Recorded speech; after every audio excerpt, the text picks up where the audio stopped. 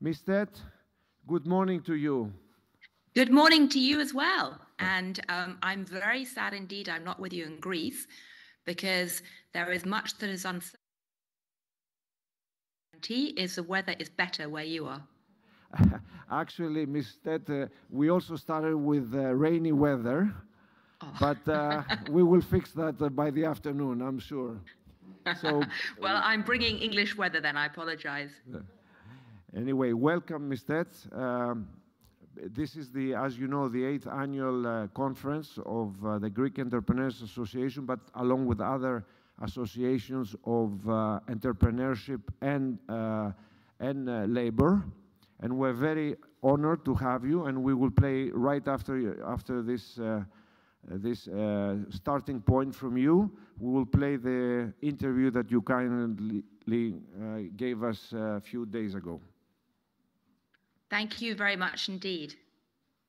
Well, I'll say a few remarks, if that works with your program, because we are at very momentous and important times. I'm sure that many people in the room are wondering what is happening to the world, what is happening to Europe, what is happening for the wider business climate. Because, of course, we have just seen the election of Donald Trump, which I actually predicted that he would win. I did not expect him to win with this bigger margin and effectively a landslide, and to end up controlling all the branches of government. But that has occurred at the very same time that we, of course, have seen the political turmoil in Germany. We have seen turmoil in France quite recently. And across Europe, we're seeing very uncertain politics too. A world where Meloni is seen as a stability pillar for European politics is not a world that I expected to see. So these are very uncertain times for business and for anybody trying to read financial markets or to set policy.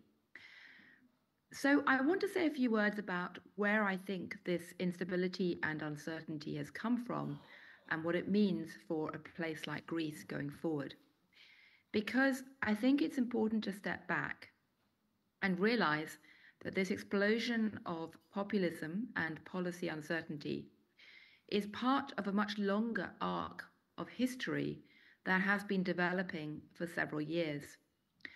And the way that I frame it is that from the really middle end of the 20th century, the type of people who are involved in global Western business or policy making, or trying to build companies in places like Europe or anywhere else, have tended to operate with 4 key assumptions about where the world was going.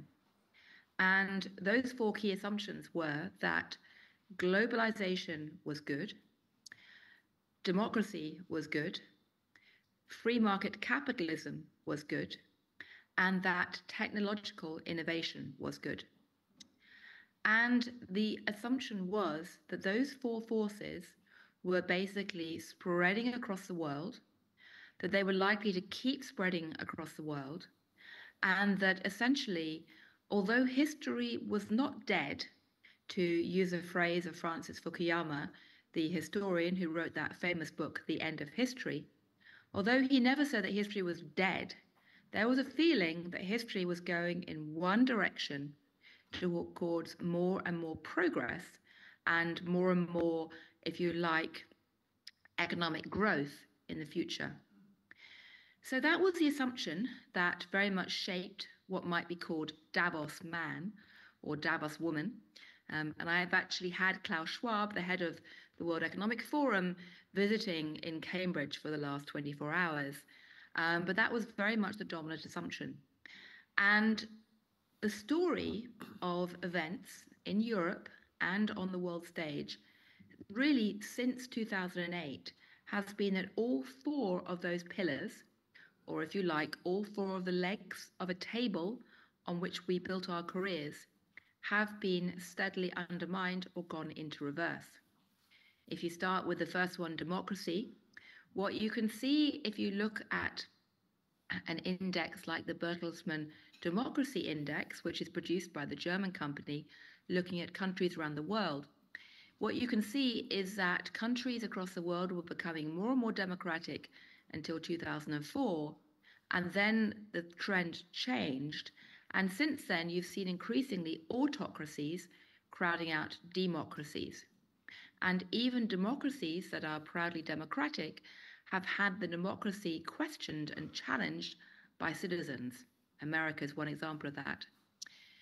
If you look at the issue of innovation, we are coping with a profound paradox, because on the one hand, we are seeing more scientific innovations at a more rapid pace than in many ways ever before in history.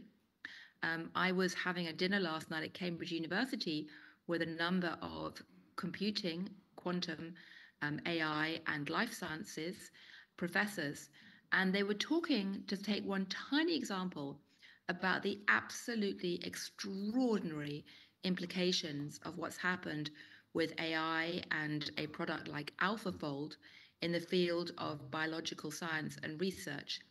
And the fact that whereas it used to take each PhD researcher an entire PhD to identify one protein for life sciences, now you're doing this in a flick of a second. And the potential for life sciences and biology is just breathtaking today. That's just one example where AI and innovation is potentially transforming our world. And yet, even as we see this innovation explode, what we're also seeing is popular resistance and skepticism towards innovation rising very rapidly as well. You can see that most visibly in America right now, where we've got JFK Jr., Robert Kennedy Jr., essentially likely to become in charge of health policy, even though he has been essentially expressing profound concern and misgivings around the medical innovations and in particular vaccines. But you can see that in many surveys, and my favorite survey of this is the Edelman Trust Barometer, which comes out each year, which shows very clearly that not only is there a big gap between the level of trust and innovation between the elites and the mass public, but the only innovation that's clearly accepted by the mass public today is green tech innovation. So innovation is facing headwinds too. Capitalism is absolutely facing headwinds. Because if you go back to 2008, what you can see very clearly across the Western world is that starting with the financial system, the crisis of 2008 ushered in more government intervention to really quite a remarkable degree, first in banking, and then in money markets, capital markets. And then with the Russia's invasion of Ukraine, you had intervention in all kinds of other areas like energy sectors and price controls in some countries. Before that, of course, you had COVID, which ushered in considerable intervention in a way that would have been unimaginable 20 years ago. And what's really striking is that if you look at the chart of industrial policy and subsidy measures that's compiled by the International Monetary Fund each year, what it shows very clearly is that although it used to be developing countries and emerging market countries which were responsible for most of the increase globally in industrial policies and subsidies, in the last 2 years, that has switched around completely. And there's not only been a dramatic increase in the amount of government subsidies and industrial policies and interventions, but there's not only been a dramatic increase on the world stage, but it's almost all occurred inside big industrialized countries in the West and China.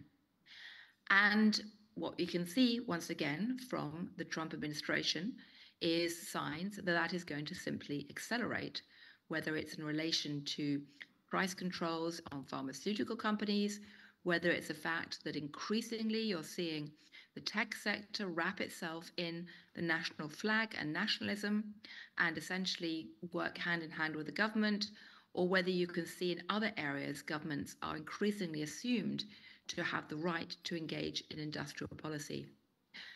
And then the fourth pillar, if you like, of this four-legged table is globalization. It is wrong to say that globalization is dead.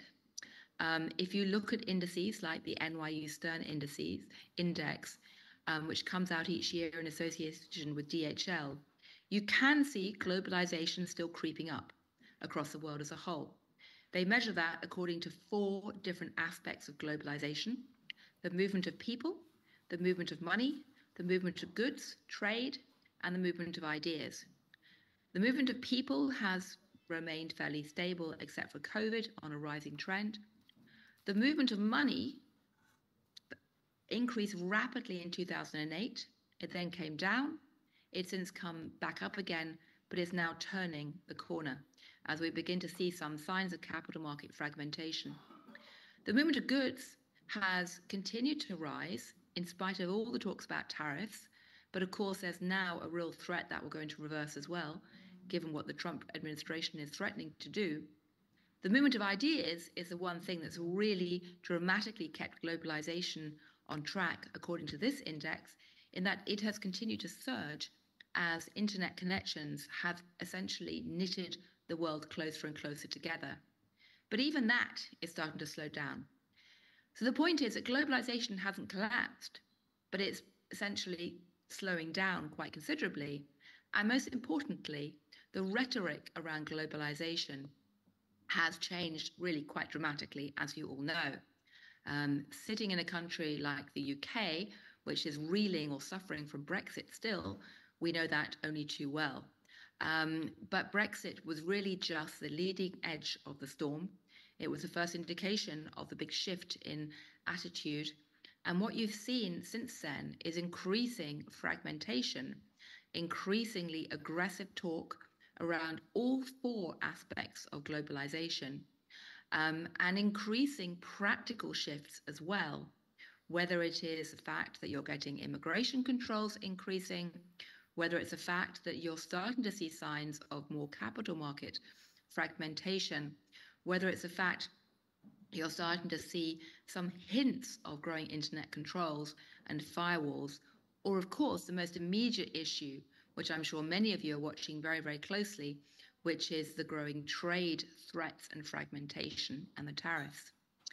I've been talking to people in the Trump administration at length around the Trump administration in the last few weeks about what Trump means if he does indeed press ahead with his threats of tariffs. People like Bod Lighthizer, the likely next trade secretary, are very explicit about their desire to put 60% tariffs on Chinese imports, 10 to 20% on everyone else, including the European Union. This, of course, is a very threatening move. It will almost certainly spark all kinds of tit-for-tat escalation. And if you look at the IMF World Bank, they came out with a report a few weeks ago showing very clearly that this will hurt growth across the Western world. And if you look back to a report that the IMF did at the end of last year, looking at what would happen if the world did split into 2 trading blocks based on the votes in the United Nations that might be roughly equated to the allies and everyone else, or rather what you might call the axis of an intent, that's what it's called in Washington. If the world was split into a new Cold War and only trade with those different blocks, not across the blocks, you're looking at a loss of about 7% of gross domestic product across the world as a whole. So globalization is under attack too. So if you put those 4 things together, we're living in a world that really is quite different from the dominant mantra that most of us grew up with and built our careers on. I think you know that only too well sitting in Greece, because in many ways you are on many fault lines of where these big shifts in the tectonic plates are actually occurring. And the question it leaves for many people like yourselves who are trying to build a rational, forward-looking business climate is, what on earth do you do? How do you juggle this new conflicting landscape and all of these new pressures that are emerging? My answers, for what it's worth, is firstly, don't panic. Because the reality is that history goes in cycles. And in the past, we are essentially, we've seen these kind of patterns erupt before. In fact, in many ways, what we're seeing today, and it may not be very comforting, is an echo of what happened 100 years ago. Because before World War I, the world had also been dashing at breakneck speed towards more globalization, more capitalism, and more innovation. And in many ways, that seemed to be good. History seemed to be going in a straight line. Then it got knocked back. And of course, the world went into reverse. And I think there are many echoes with what we're seeing today to what happened 100 years ago, which is scary. There's no doubt about that. But the reality is that if you are a business leader, you also know that uncertain, volatile times can also be moments of tremendous opportunity and growth, and great fortunes can sometimes be made in these times of turbulence. So my first message is don't panic, because in fact, there are always, if you're trying to build businesses, if you're trying to create companies, there will always be opportunities. My second message is that if you believe in the 4 values which shaped our world growing up for the last 30, 40 years, now is a time when we urgently need to stand up and fight for them, and not just take them for granted and not just be complacent. The only good thing about what's been happening in terms of the onslaught on democracy, for example, is that it has made some voters and some peoples really appreciate and recognize and stand up for democracy and the values of democracy. And if you like, civic values that have been associated with the West for many years. You can look at something like Poland, for example, as an example of where voters have actually chosen quite mindfully to go down that path. If you believe in capitalism, now is the time to stand up and say, actually, we don't like these industrial policy measures. We actually want to have freer markets, and we need to fight for that. And if you believe in globalization, exactly the same thing. It's very striking how many people in Britain today, for example, have, if you like, second thoughts about Brexit, because they've realized that actually barriers and walls are not a good thing. So that's my second message. And my last message really comes down to what you are all doing today, which is growth. Because in my view, the single biggest reason for this shift in the global climate, if you like, the political economy climate, is the slowdown in growth, is the fact that increasingly the younger generation in particular, but voters in general, have realized that the extraordinary optimism that was around in the second half of the 20th century about where the world was going and about the ability of those 4 trends, innovation, globalization, free market capitalism, and democracy, to keep delivering growth, that optimism has gradually run out. And what we're seeing now is really voters who are very angry about the economic climate, who say that even if the elites are enjoying the economic benefits of those 4 factors, ordinary people are not, and who are essentially losing faith in the future. And the opinion polls showing the level of pessimism and negativity is very, very striking. Again, last night at dinner in Cambridge with the scientists and the World Economic Forum, people were saying, well, what can we do to get people to cheer up and believe in the future? And we were saying, well, talking about science and innovation has got to be it. But the problem is that people don't feel it. I know that you are talking about all kinds of things that could unleash growth. I know that what small companies are doing, entrepreneurs doing, is absolutely essential to that.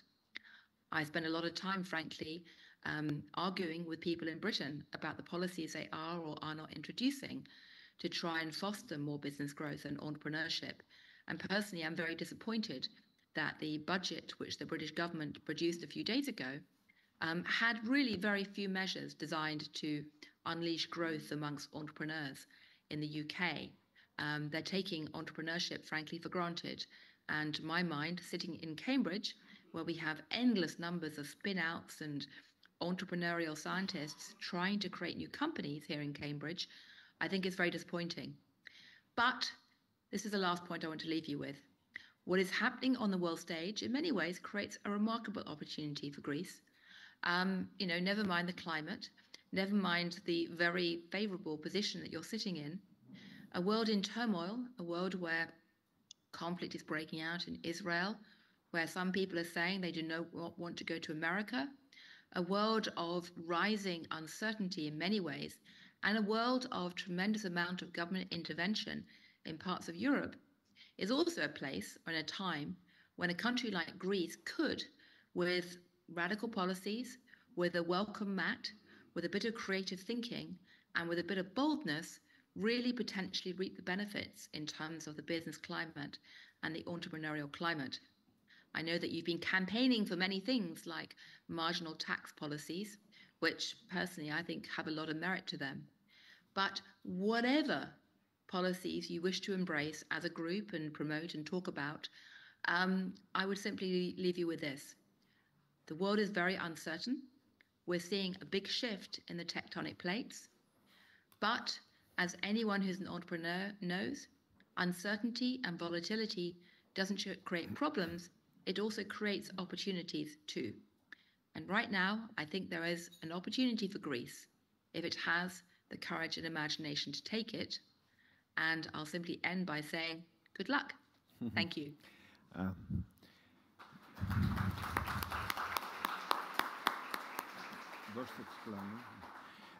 Ms. Tett, thank you very much. You've been extremely generous with your time, and we really appreciate that. What's going to happen now, first of all, we're going to show the interview where we are a little bit more perhaps specific on certain issues that we discussed in Cambridge. But really what you just described now, the theoretical or the fundamental principles behind of what we're living today, globalization, democracy, free capital markets, technology, it's very important for us to understand so that we can put those specific things we discussed in the interview in a proper context. And as I told you in Cambridge, I would really be we would all be grateful if you write a book about those things, and shortly, of course, because you never know, after a year, things may change again a lot. And I think what you just described, the fundamentals, the fundamental forces behind what we see in specific events is very crucial. Thank you very much, and we're looking forward to having you again, and definitely to read your next book. Thank you very much. Thank you very much indeed, and I wish you all the very best of luck with your conference. Thank you, Ms. Tett. Thank you. Thank you. Bye.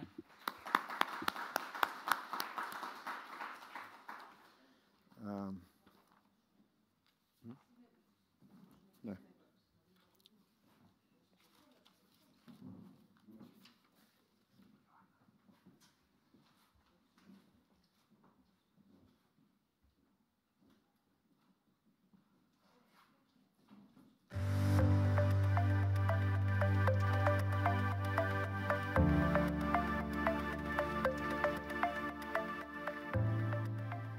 Good morning, everyone. We're here in well-known Cambridge, a hotbed of technology in the United Kingdom. We're happy today to have a discussion with Ms. Gillian Tett that most of us read and know. As a brief introduction, Ms. Tett, a very well-known journalist at Financial Times, but also the chair of the editorial board for the Financial Times. The reason we are here actually in Cambridge is because Ms. Tett, among other things that she does, happens to be the Provost of King's College in Cambridge. Ms. Tett, good morning.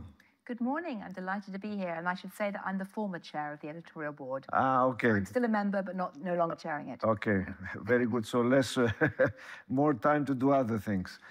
Thank you for giving us your time to discuss. I know you're very busy, to discuss some relevant currently hot issues and focusing mostly on global industrial policy. As it so happens, we could not have picked up a better day to have this discussion because, as you know, yesterday we had the Trump election, but we also had, right after that, the collapse of the German coalition government. Now, in Germany, the issue on the surface is the budget, but really behind this is really the different industrial policies, if I may say, between the Greens and the Liberals.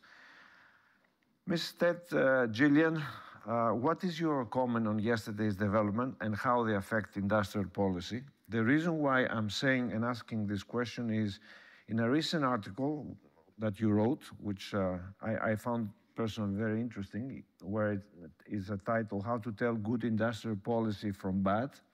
Basically, you argue that the consensus seems to be that industrial policies that try to create growth, mainly export growth, are far more effective than policies that try to shield domestic companies from foreign competition. And of course, that would happen, for instance, through the use of tariffs. Well, now it seems the US will use more extensive tariffs. So what is your view on this? I think we are at a very interesting junction point in history, because for the last few decades, the liberal orthodoxy, which has shaped so much of the Western thinking, has essentially assumed that industrial policy was bad. And groups like the IMF very much criticized countries which were using industrial policy. And each year, the IMF put out a report on which countries were engaging in industrial policy and which ones were not. And what that showed was that industrial policy was primarily a developing market phenomena, not a developed market phenomena. Now, early this year, the IMF put out a new report which pointed out that actually industrial policy measures around the world have exploded, and almost entirely down to developed large economy actions, not the developing world. And the IMF itself, like most Western governments, has changed its attitude and now appears to be endorsing industrial policies in some contexts. However, there is a crucial caveat, which is that, as you say, there are differences between industrial policies which are designed to coddle and protect domestic interests from international competition, and those which are more clearly designed to enable a country to develop the type of industry which might export on the world stage and be better placed to actually compete globally. And the evidence suggests that the former, while it can be helpful in the short term, tends to undermine a country's competitiveness in the long term. It's the latter which countries should be aiming for now. The question, though, is how? And the question also is, how does that dovetail with rising national security concerns, or to put it less politely, a world of rising nationalism and protectionism? Yes. Well, then, okay, but let me try to challenge a little bit something here. The US, because we're talking about the US, and then we can start discussing about Europe and about Greece and so on, and you can tell us your opinion. But in the US, it is already an export-driven country in the sense that it's globally, it's present everywhere, okay? It's not like I would say a country like China in the older days that wanted to conquer export markets. One way or another, they are there, maybe through digital companies. But the point is, what they're saying, actually in Financial Times, one of the ex-Trump officials argued, it was, I think, a few days ago, that, well, you know, don't blame us about wanting tariffs, because it's just a result of having a very protectionist country like China throwing this industrial policy at us, so we have to react. So on the one hand, the US does not really need to do an export-driven, perhaps, but it's more to protect its industry in the face of Chinese, aggressive tactics. So, well, there are several aspects of what's happening here which need to be unpicked. One of the great paradoxes of America is that its companies are dominant on the world stage. And actually the footprint of American companies in terms of global league tables of companies has actually increased in recent years quite dramatically, even amid the rise of China. A lot of it's down to the rising tech sector, the so-called Magnificent Seven, but it's not just down to that. So America has a massive footprint in the global corporate landscape. But although its exports are notable, as a proportion of overall gross domestic product, they're not as big as in most of rest of the G7 countries. So ironically, the American public is not keenly aware of the need to keep exporting to the same degree as in other countries. I see. And that impacts the political debate quite significantly. Now, in terms of America's relationship with China, there is a sense of really bruised feelings on both sides. I sometimes liken it to two people who were dating and they break up, and then they become incredibly angry and irrational, hostile over all kinds of things that in other contexts might not seem quite so inflammatory. But, you know, China and America have this paradox that they are utterly entwined economically through their trade links and through the supply chains, but also, frankly, financially through their, you know, the fact that China holds so many US assets. So, frankly, you couldn't orchestrate a rapid breakup even if you wanted. And yet, there's a level of anger which unites both the Democrats and the Republicans towards China and a perception that they have to get tough on China. And that is spilling over to a much broader, more bellicose approach to the trading system. And it's fostered in the Trump administration by a very deeply held belief that the only way to be taken seriously is to be utterly unpredictable and angry and threatening at all times, and to threaten to burn down the house, to rip up all the trade rules all the time. Because even if you don't do that, you have to say you're going to do that to actually get some attention. So you have these different elements combining at the moment and making a very uncertain trade environment. And in many ways, that's also feeding through and interplaying with industrial policy. Just to cite one example, you know, I was with Bob Lighthizer and others in Canada earlier this year, where he said to the Canadians, you know, we're going to have 60% tariffs on China and 10 or 20% on everyone else. And the Canadians said, well, you can't do that because we're in NAFTA, or in USMCA, as it's now called. And Lighthizer said, I absolutely can do that. You know, no trade deal is forever. You have to constantly remake them. And that reflects the Trumpian approach to trade and, by extension, industrial policy.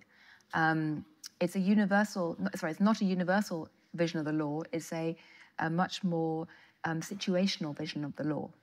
And that's a very different tone from what we've had in the last few decades, although, of course, it is rather similar to what we had 100 years ago. I see. So in one sentence, if you can, Gillian, what do you think is going to happen once those tariffs are imposed? What would be the net result? And especially for Europe, as we start trying to switch the discussion to Europe, what do you think, if you were forced to predict what's going to happen because of this, once they do the tariffs, because they typically will do them, right? I mean... Well, I think what's going to happen is they will announce them. There'll be screaming and shouting and drama. Right.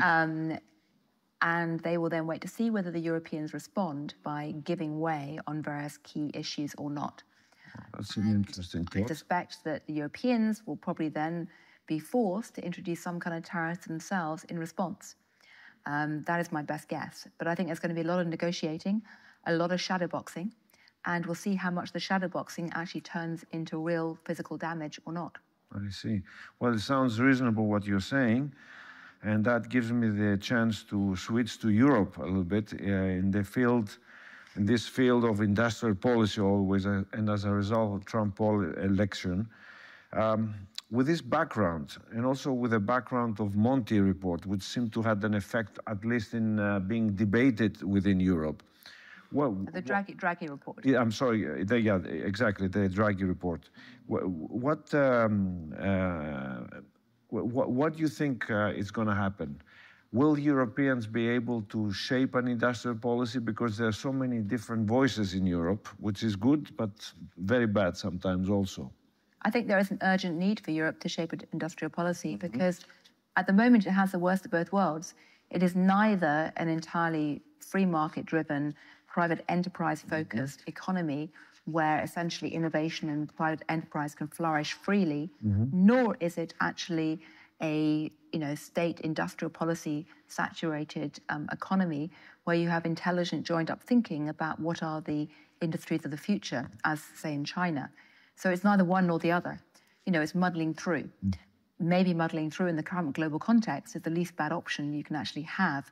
But I would agree with much of what Draghi wrote. There's an urgent need for Europe to find ways to both unleash dynamism by removing a lot of the bureaucracy that's been hobbling private enterprise in the past, but also to double down on key industries of the future and to make sure they have joined-up infrastructure that can support that. I see. So you're optimistic about that maybe all those events that happened, especially yesterday, will force Europeans. What I'm optimistic about is that, if nothing else, Trump has an ability to shock. over and over again in all kinds of aspects that he touches of his life.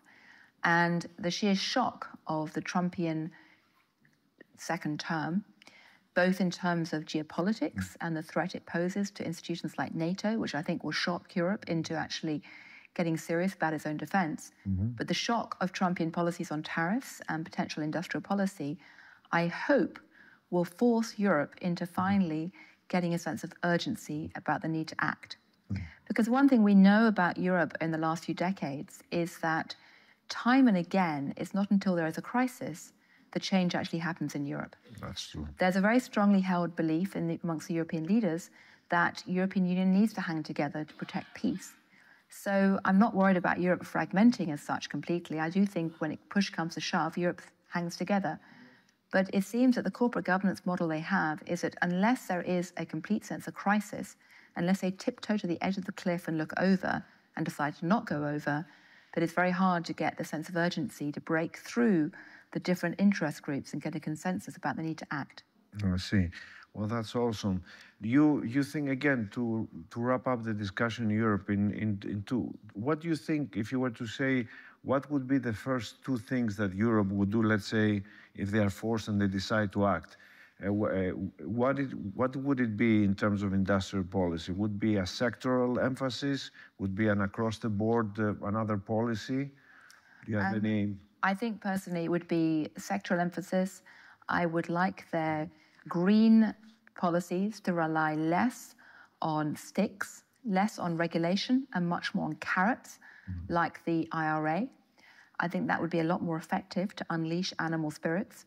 And secondly, I think that there should be a wholesale doubling down on AI and life sciences and quantum computing, and a recognition that if Europe is going to have a really thriving venture capital industry, there needs to be a lot more discussion about wealth creation. There need to be tax codes that reward wealth creation, and there needs to be a lot more respect for entrepreneurs. I see. It is, after all, a French word. Yes, exactly.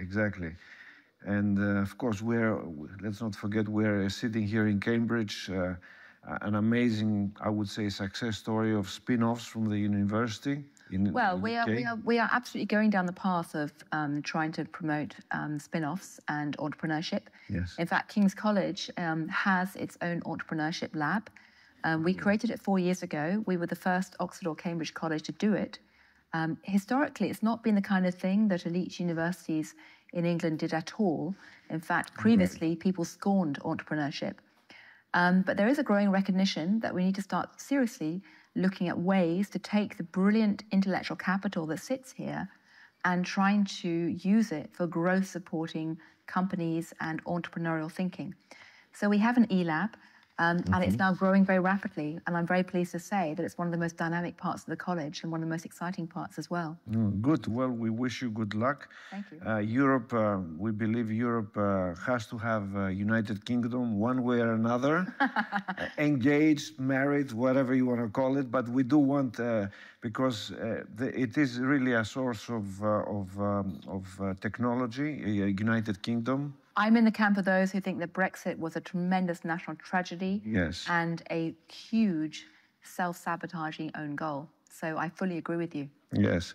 Well, I hope so. I mean, the feeling is that, as Financial Times reported, that somehow this new Labour government cannot go back to Europe officially, but it will do it in so many other ways indirectly. So I guess...